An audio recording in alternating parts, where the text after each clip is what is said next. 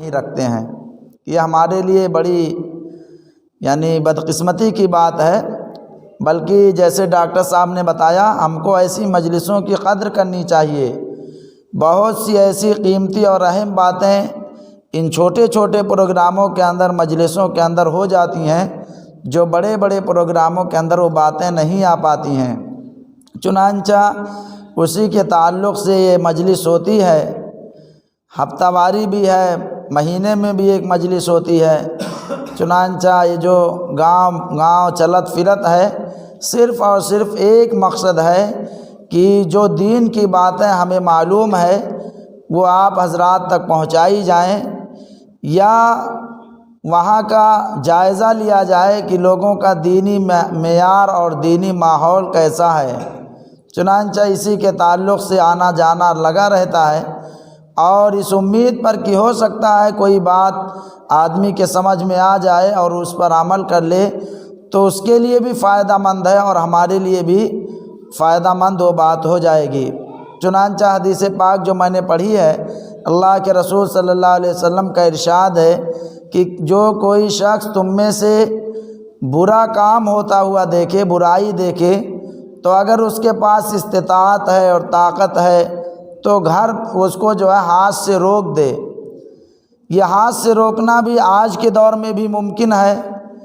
اسی کے ساتھ ساتھ اگر ہاتھ سے نہیں روک سکتا ہے، ہاتھ اس کا نہیں پکڑ سکتا ہے، تو کم سے کم زبان سے کہے بھائی آپ یہ غلط کام کر رہے ہو اور اس سے رک جاؤ۔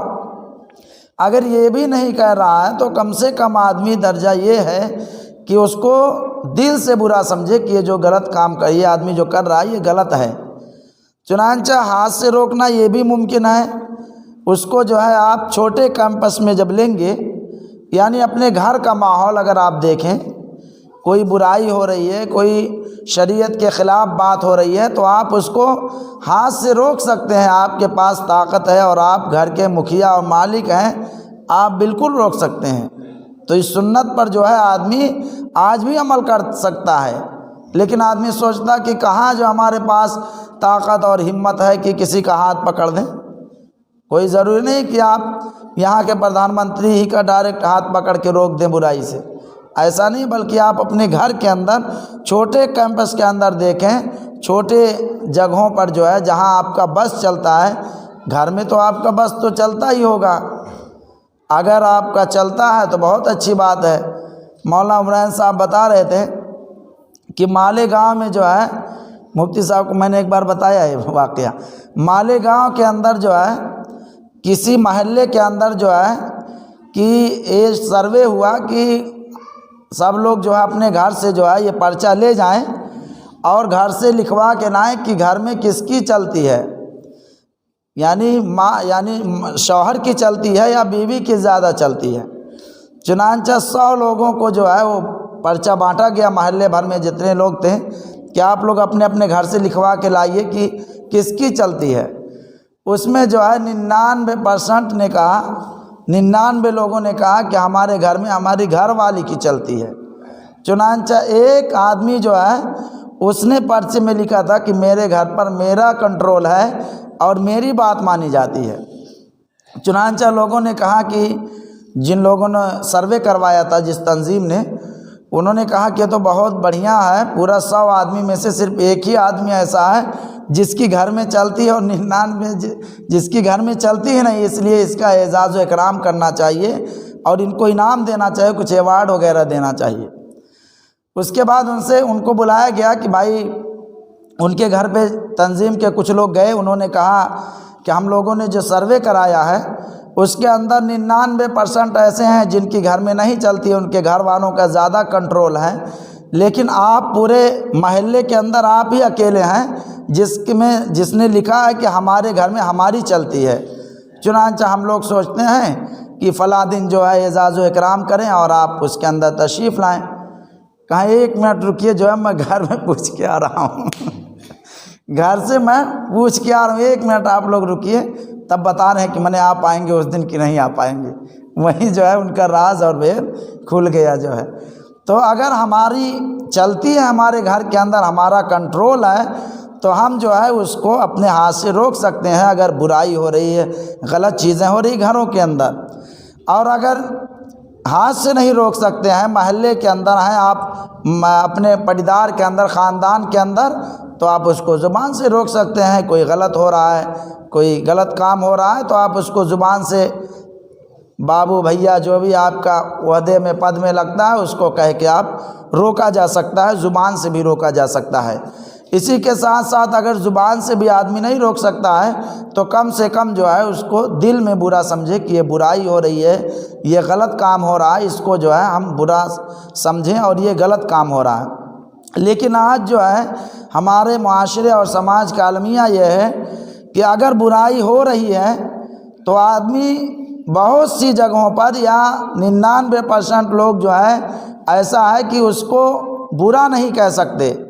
کسی کے یعنی خاندان کا معاملہ ہے، کسی کے کوئی گاؤں کا پچ لے گا، کوئی برادری کا پچ لیتا ہے، کوئی یعنی پڑوسی کا پچ لیتا ہے، وغیرہ وغیرہ بہت سے وجوہات ہیں جس کی بنا پر آدمی جو ہے برا کو برا نہیں کہہ پاتا ہے۔ یہ بھی بہت بڑی برائی ہے کہ آدمی برا کو برا نہ کہے، بلکہ آپ جو برا ہے اس کو برا کہیے، جو حق ہے، جو صحیح ہے، اس کو سچ کہیے۔ چنانچہ آج جو مسلمانوں کا حال ہے، مسلمانوں نے جو اللہ تعالیٰ سے وعدہ کیا تھا اور جو دعویٰ کیا تھا، آج کوئی بھی آدمی اس دعوے کی جو ہے، مولانا دے دیجیے نعت پڑھ،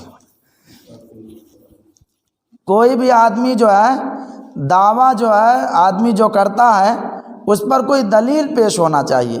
تو ہم نے تو اللہ تعالیٰ سے دعویٰ کر لیا ہے عہد الست کے اندر کہ اللہ تعالیٰ نے جتنے بھی قیامت تک مسلمان پیدا ہونے والے ہیں یا جتنی بھی روحیں ہیں، سب کو اللہ تعالیٰ نے الست کے اندر، عہد الست اس کو کہتے ہیں، وہاں پر اکٹھا کیا، اور اس کے بعد اللہ تعالیٰ نے ان سے وعدہ لیا، الست بربکم، کیا میں تم سب کا رب نہیں ہوں؟ چنانچہ لوگوں نے کہا قالوا بلا قالوا بلا، اے اللہ کیوں نہیں، آپ بالکل ہمارے رب ہیں۔ چنانچہ اللہ تعالیٰ نے ہم سے رب ہونے کا وعدہ کر لیا ہے۔ چنانچہ ہم نے جب دعویٰ کر لیا ہے تو اس کی دلیل بھی پیش کرنا ہے۔ اس کی دلیل یہ ہے کہ اسلام کے جو بنیادی ارکان ہیں اس پر ہم عمل کریں۔ چنانچہ اللہ کے رسول صلی اللہ علیہ وسلم نے فرمایا بنی الاسلام علی خمس، شہادت اللہ الہ الا اللہ وانی رسول اللہ، واقام الصلاۃ وایتاء الزکوٰۃ والحج وصوم رمضان، کہ اسلام کی جو بنیاد ہے وہ 5 چیزوں پر ہے۔ سب سے پہلی چیز ایمان ہے۔ جب ہم ایمان لے آئے، گویا کہ ہم نے اللہ تعالیٰ سے تو وعدہ کر کے آئے تھے کہ ہم آپ کو رب مانیں گے، اور جب یہاں ایمان لے آئے تو ہم نے اپنی بات کو اور جو ہے اپنے پوائنٹ کو اور مضبوط کر لیا کہ ہاں ہم آپ کو رب مانیں گے۔ چنانچہ جب ہم ایمان اور اسلام لے آئے تو اس کے بعد سب سے پہلی عبادت جو ہمارے اوپر ضروری ہوتی ہے وہ 4 چیزیں جو ہیں اس کو ادا کرنا ضروری ہے۔ چنانچہ ہم نے جب دعویٰ کر لیا ہے تو اس کی دلیل ہم پیش کریں کہ ہاں ہم نے جو بات کہا ہے اس پر ہم سچے ہیں یا پکے ہیں، یا ہم اس کے اندر فسڈی ہیں، اس کے اندر ہم کمزور ہیں۔ تو دعویٰ ہم نے کر دیا ہے کہ ہم مسلمان ہیں، مومن ہیں، لیکن اس کی دلیل یہ ہے کہ ہم نماز کو قائم کریں، زکوٰۃ ادا کریں اگر اللہ تعالیٰ نے مالدار بنایا ہے، رمضان شریف کے روزے رکھیں اور حج کریں اگر استطاعت ہے۔ یہ چیزیں جو ہیں دلیل ہیں جو ہم نے دعویٰ کیا ہے اللہ کو رب ماننے کا، اور ایمان لانے کے بعد ہم نے اس کو رب ماننے کا دعویٰ اور مضبوط کر دیا ہے۔ چنانچہ مضبوط کرنے کے بعد اس کی دلیل یہ ہے کہ ہم لوگ جو ایمان کی اور اسلام کی بنیادی چیزیں ہیں اور جو اسلام کے ستون ہیں اس پر ہم کو عمل کرنا چاہیے۔ چنانچہ نماز پڑھنا، اگر ہم نماز پڑھ رہے ہیں تو گویا کہ ہم نے جو دعویٰ کیا ہے اس کی دلیل پیش کر رہے ہیں کہ ہاں ہم مسلمان ہیں۔ اسی کے ساتھ ساتھ روزہ رکھ رہے ہیں رمضان شریف کا، تو گویا کہ ہم جو ہے دلیل پیش کر رہے ہیں کہ ہاں ہم نے جو ہے اللہ تعالیٰ سے دعویٰ کیا ہے اور وعدہ کیا ہے اس کو ہم پورا کر رہے ہیں۔ عملی طور پر جو ہے پریکٹیکلی جو ہے اس کو پورا کرنا چاہیے۔ ایمان کی جو اصطلاح کی جاتی ہے، ایمان کی اصطلاح یہی ہے کہ اقرار باللسان تصدیق بالقلب و اعمال بالجوارح، ایمان اور یہی ہے کہ آدمی دل سے بھی مانے اور زبان سے بھی اقرار کرے اور اعضاء سے جو ہے اس کا اظہار کرے۔ دل سے مانے کہ ہاں اللہ تعالیٰ ایک ہے، نماز فرض ہے، روزہ فرض ہے، یہ سب جو ہے دل سے بھی مانے اور زبان سے بھی کہے اور عمل سے اس کا اظہار بھی ہو۔ دل سے اس کی تصدیق اور زبان سے اقرار اور عمل سے اظہار ہونا چاہیے۔ یہ جو ہے اسلام اور ایمان ہے۔ صرف زبان سے کہہ دینا جو ہے یہ بات کافی نہیں ہے، بلکہ اس کو عملی طور پر اس کا ثبوت دینا چاہیے اور عملی طور پر اس کو جو ہے یعنی پیش کرنا چاہیے۔ چنانچہ ایمان لانے کے بعد جو سب سے اہم عبادت ہے، کئی بار یہاں پہ بتایا بھی جا چکا ہے کہ نماز ہے۔ نماز کے بارے میں ہماری بہت زیادہ لاپرواہی ہوتی ہے، اس لیے ہم جو ہے نماز کو غنیمت سمجھیں، وقت کو غنیمت سمجھیں اور نماز کو ادا کریں۔ اللہ تعالیٰ نے سردی کا جو موسم رکھا ہے بہت قیمتی موسم ہے، بہت بڑھیا اور بہت فائدہ اٹھانے والا موسم ہے۔ جس کے بھی روزے چھوٹ جائیں، خواہ ہماری خواتین ہوں یا ہمارے مرد حضرات ہوں، کسی شرعی عذر کی بنا پر کوئی بیمار ہو گیا، کوئی اور پریشانی آ گئی، کسی کا روزہ چھوٹ گیا، سفر وغیرہ میں تھا، تو بہت بڑھیا اس کے لیے گولڈن چانس ہے کہ روزہ رکھ لے۔ چھوٹا موسم بھی ہو رہا ہے، ٹھنڈا موسم بھی ہو رہا ہے، نہ بھوک کا احساس نہ پانی کا پیاس کا احساس آدمی کو ہوگا۔ تو اللہ تعالیٰ موسم جو لاتے ہیں یہ بھی ہمارے لیے گولڈن چانس، سنہرے اوقات ہوتے ہیں، جس کی اسی کے ساتھ ساتھ نماز پڑھنے میں بھی آسانی ہے۔ جو کبھی تہجد گرمی میں پڑھ ہی نہیں پاتا تھا وہ سردی میں آسانی سے پڑھ سکتا ہے۔ اتنی لمبی رات ہوتی ہے کہ آدمی کی نیند کھل جاتی ہے سویرے۔ تو یہ سب چیزیں جو زندگی میں یعنی سال بھر میں آدمی نہیں جلدی کر پاتا ہے، یہ موسم ایسا ہے کہ وہ چیزیں آدمی کر سکتا ہے اور اس کو ادا کر سکتا ہے۔ تلاوت وغیرہ کے لیے بہت اچھا موسم ہے، رات لمبی ہوتی ہے، آدمی شام میں بھی پڑھے، شام بعد بھی کچھ دیر پڑھے، آدھا گھنٹہ پون گھنٹہ جو بھی پڑھنا ہو، فجر سے پہلے بھی سویرے آدمی کی نیند کھل جاتی ہے، اس کے اندر پڑھے۔ تو یہ سب جو ہے اللہ تعالیٰ ہم کو نعمتیں دیتا ہے اوقات کی شکل میں، خالی پیسے کی شکل میں نعمت یہی نعمت نہیں ہے، بلکہ نعمت تو کئی طرح سے ہے۔ صحت و تندرستی ہے، یہ بھی بہت بڑی نعمت ہے۔ مال و دولت ہے، یہ بھی بہت بڑی نعمت ہے۔ آل و اولاد ہے، یہ بھی نعمت ہے۔ اسی کے ساتھ ساتھ ہم کو فرصت کے اوقات ملے ہوئے ہیں، یہ بھی ہمارے لیے نعمت ہے۔ اس لیے ہم کو چاہیے کہ ہم ان نعمتوں کی قدر کریں اور جو اوقات ہم کو ملے ہوئے ہیں اس کو غنیمت جان کر جو ہماری چھوٹی عبادتیں ہیں اس کو پورا کر لیں۔ خاص طور سے رمضان کے روزے وغیرہ، فرض روزے چھوٹ گئے ہیں یا نفل روزے یعنی واجب وغیرہ کوئی روزہ تھا، نظر وغیرہ کا وہ بھی چھوٹ گیا ہے، تو آدمی اس کے اندر پورا کر سکتا ہے۔ اسی کے ساتھ ساتھ تلاوت وغیرہ کا اہتمام کریں اور قرآن پاک کی تلاوت کریں۔ بہت اچھا موقع اور بہت مناسب موقع ہے اور انشاءاللہ بہت آسانی بھی ہوتی ہے، اور اگر ہم اس کی جانب تھوڑا سا توجہ کرنے کی ضرورت، اگر توجہ کریں گے تو انشاءاللہ سارے کام ہمارے لیے آسان ہو جائیں گے، کوئی مشکل کام نہیں ہے۔ اگر کوئی آدمی سوچتا ہے کہ ہم جو ہے فلاں کام کے لیے وقت نکالیں گے تو کوئی کام کر ہی نہیں سکتا ہے، یعنی فلاں کام ہم جو ہے فلاں دن وقت نکالیں گے تب وہ کام کریں گے تو کام نہیں کر سکتا وہ۔ لیکن اگر دو کاموں کے بیچ میں تیسرا کام آدمی پیش کر دے اور اس کو بھی داخل کر دے تو آسانی سے اس کا کام ہو سکتا ہے۔